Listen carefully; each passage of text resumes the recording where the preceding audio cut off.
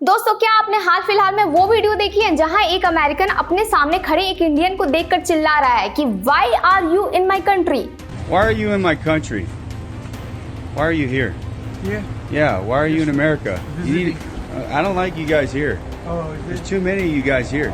शायद इस वीडियो को देखने के बाद आप भी सोच रहे होंगे ये कैसी बात है, इंडियन तो वहाँ काम करने या फिर पढ़ने गए हैं, फिर उनके लिए इतनी नफरत क्यों?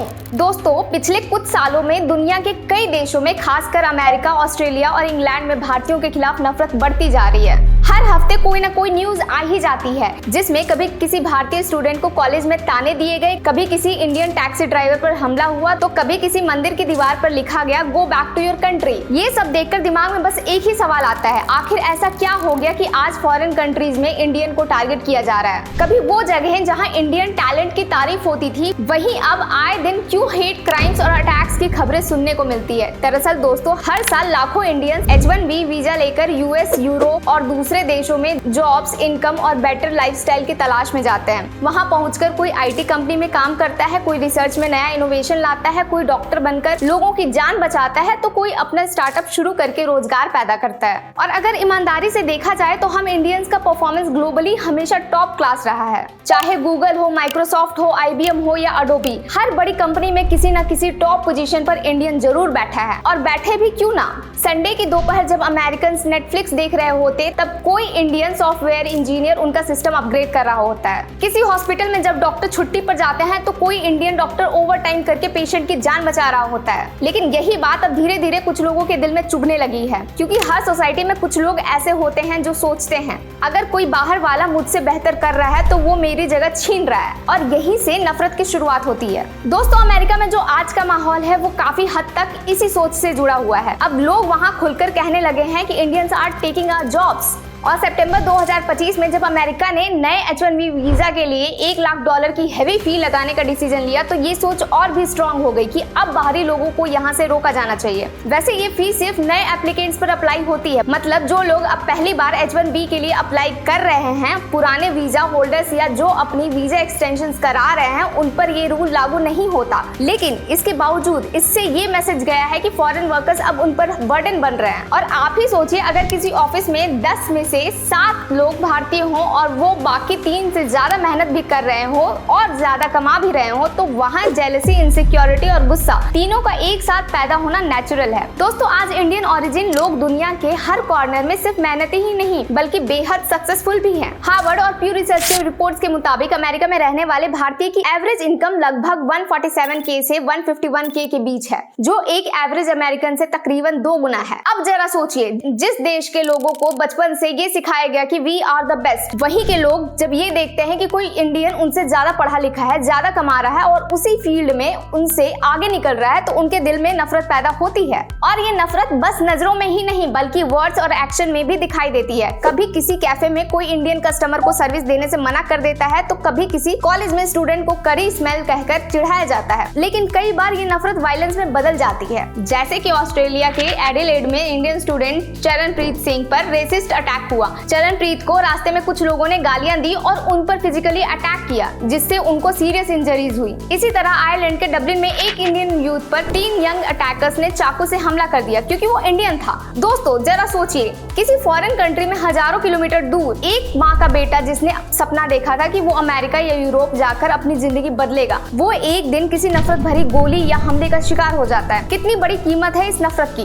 दोस्तों, 2025 में भी अमेरिका के कई हिस्सों में इंडियन ओरिजिन लोगों पर ऐसे हमले हुए हैं जिनमें कुछ की मौके पर ही जान चली गई। किसी को पेट्रोल पंप पर गोली मार दी गई, तो किसी स्टूडेंट पर कॉलेज के बाहर हमला हुआ और वजह सिर्फ उनका इंडियन होना था। लेकिन ये कहानी यही खत्म नहीं होती। इस नफरत के पीछे एक दूसरा चेहरा भी है, जो है परसेप्शन का, और ये लोगों के दिमाग में धीरे धीरे बैठता गया है। पिछले कुछ सालों में इंटरनेट और सोशल मीडिया पर एक शब्द बहुत ट्रेंड में है और वो है इंडियन स्कैमर। दरअसल इंडिया के कुछ लोग सिर्फ अपने देश में नहीं बल्कि अमेरिका, कनाडा और यूरोप जैसे देशों में साइबर फ्रॉड और कॉल सेंटर स्कैम करते हैं। कहीं कोई विंडोज सपोर्ट बनकर किसी बूढ़े इंसान को डराता है कि आपके सिस्टम में वायरस आ गया है और फिर उनसे पैसे निकलवा लेता है, तो कहीं कोई फेक ईमेल भेजकर लोगों के बैंक डिटेल्स चुरा लेता है। कुछ तो इतने चालाक हो गए हैं कि कॉलर आईडी बदलकर खुद को पुलिस या बैंक ऑफिसर बताकर लोगों को ब्लैकमेल करते हैं। अब सुनने में ये बातें छोटी लग सकती है, लेकिन इसका असर बहुत बड़ा होता है, क्योंकि इन कुछ लोगों की वजह से पूरी कम्युनिटी की इमेज खराब होती है। दोस्तों, लोग भूल जाते हैं कि 140 करोड़ की आबादी में से कुछ ही लोग ऐसे काम करते हैं, लेकिन उनकी वजह से पूरे देश पर एक लेबल लग जाता है कि इंडियंस आर स्कैमर। और अब तो हालात ऐसे हो गए हैं कि अगर किसी फॉरेनर को किसी अननोन नंबर से कॉल आता है और आवाज इंडियन एक्सेंट में होती है तो वो पहले से ही सस्पिशियस हो जाता है। वो ये सोचता भी नहीं कि शायद सामने वाला कोई जेन्युइन इंसान भी हो सकता है। दोस्तों, यहाँ असल दिक्कत ये है कि अब ये स्कैम नेटवर्क सिर्फ इंडिया में नहीं रह गया है। कैम्बोडिया,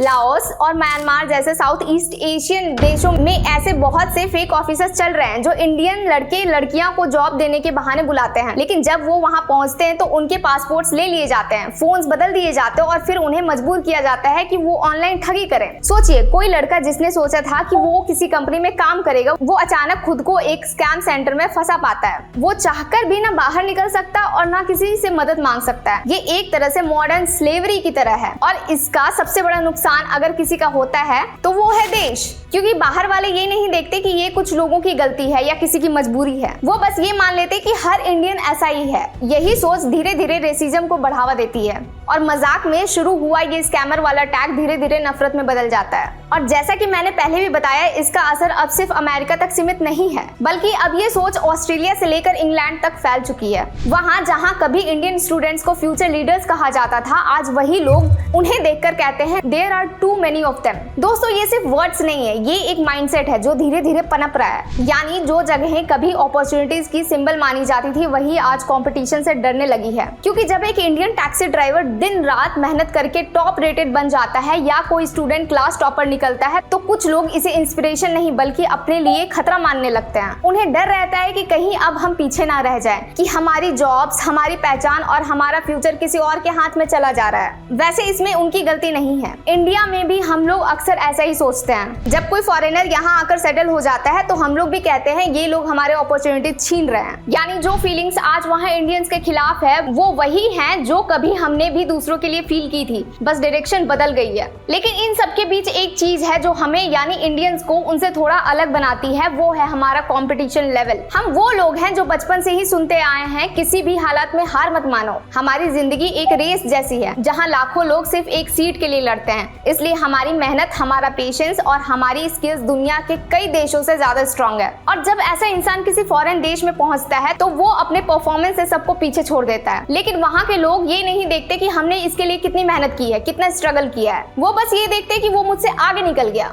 और दोस्तों, इसी जेलसी का नाम है रेसिज्म। अब सोचो, जो वेस्टर्न कंट्रीज हमेशा खुद को सबसे आगे समझती थी, अब वही देख रही है कि इंडिया जैसे देशों के लोग उनकी कंपनीज चला रहे हैं, उनके बॉसेस बन रहे हैं। सिलिकॉन वैली में आज हाफ से ज्यादा टेक स्टार्टअप्स में इंडियन किसी न किसी इंपॉर्टेंट रोल में है। और जब ये रियलिटी उनके सामने आती है तो उनका सुपीरियरिटी कॉम्प्लेक्स हिल जाता है और जब वो टूटता है तो फ्रस्ट्रेशन बढ़ता है और वही फ्रस्ट्रेशन धीरे धीरे बदल जाता है। Why are you in my country? वैसे सोशल मीडिया ने इस आग को और हवा दी है। किसी ने रेसिस्ट कमेंट लिखा तो अगले ही मिनट वो वायरल हो गया। किसी ने मीम बना दिया कि इंडियन एक्सेंट फनी है तो लोग हंसने लगे। पर वो लोग ये भूल गए कि वो किसी की आइडेंटिटी का मजाक उड़ा रहे हैं। हर मीम, हर जोक, हर ट्रोल धीरे धीरे असली नफरत को नॉर्मल बना देता है। अब तो हालत ये है कि कुछ वेबसाइट्स पर इंडियन के लिए स्कैमर या जॉब स्टीलर जैसे शब्द कॉमन हो गए हैं और यही सोच असली दुनिया में वायलेंस बन जाती है। किसी इंडियन को सड़क पर गाली मिले तो लोग कहते हैं कि अरे ये तो रोज की बात है। किसी मंदिर पर हमला हो जाए तो मीडिया एक दिन दिखाकर भूल जाती है,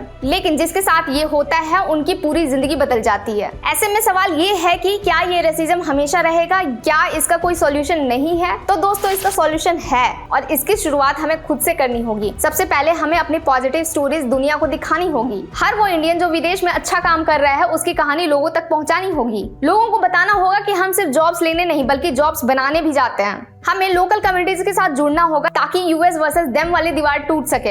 इसके साथ ही अगर हमें कहीं कोई रेसिस्ट इंसिडेंट दिखे तो चुप नहीं रहना है, सोशल मीडिया पर आवाज उठाना है, रिपोर्ट करना है, क्योंकि हर बार की चुप्पी उस नफरत को और स्ट्रॉन्ग बनाती है। जो इंडियंस विदेश में रहते हैं उन्हें भी थोड़ा और प्रोएक्टिव होना पड़ेगा। सिर्फ होली दिवाली मनाने से आगे बढ़कर हमें अपने कल्चर, वैल्यूज और कॉन्ट्रीब्यूशंस के बारे में लोकल लोगों को बताना होगा। सिर्फ अपने ग्रुप में नहीं, बाकियों के साथ भी कनेक्ट होना पड़ेगा। दोस्तों, हमारे एंसेस्टर्स ने कभी हार नहीं मानी और हम भी नहीं मानेंगे। रेसिज्म नया नहीं है, लेकिन हर जनरेशन को इसे हराने का मौका मिलता है। शायद ये मौका हमारी जनरेशन के पास है। आज अगर हम चुप रहे तो आने वाली पीढ़ियां भी यही सुनेगी कि why are you in my country. लेकिन अगर आज हमने आवाज उठाई तो कल कोई बच्चा किसी फॉरेन लैंड पर खड़ा होकर गर्व से कहेगा, yes I am an Indian and I belong here. तो दोस्तों, अगर आप भी मानते हो कि इस नफरत को समझ, प्यार और अवेयरनेस से हराया जा सकता तो इस वीडियो को शेयर करो और कमेंट में बताओ कि क्या आपने या आपके किसी जानने वाले ने कुछ ऐसा एक्सपीरियंस किया है। और इसके साथ ही हमेशा याद रखो कि हमारा रंग, हमारी भाषा और हमारा देश हमारी पहचान है,